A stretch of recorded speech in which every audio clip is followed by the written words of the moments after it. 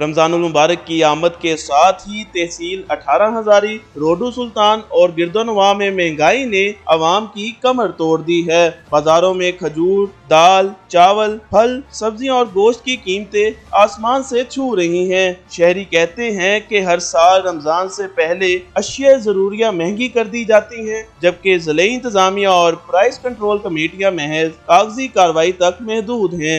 आटा, चीनी, घ्यो, दाल जी जरूरी अशिया जरूरियात हैं, उन्हां दी कीमतां जिहड़ियां वध गईयां जी। हुकूमत नूं चाहिदा है कि इन्हां चीज़ां दे विच इन्हां दी कीमतां दे विच कमी करन ताकि लोग अपने बच्चों का पेट पाल सकें। शहरी मुतालबा करते हैं कि ज़िले इंतजामिया फौरी मौसर प्राइस कंट्रोल करे और नाजायज मुनाफाखोरों के खिलाफ सख्त कार्रवाई करे। आटे की कीमतों में बहुत इजाफा हो चुका है।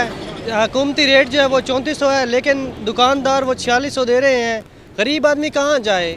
जो दिहाड़ी एक आदमी दिहाड़ी 1000 रुपये कमाता है, वो 4600 का आटा कहाँ खरीदेगा? हुकूमत और इंतजामिया सिर्फ दावे करती है, बाजार में कोई पूछने वाला नहीं। कैमरा टीम के साथ आसिफ शहजाद, 365 न्यूज़, 18 हजारी।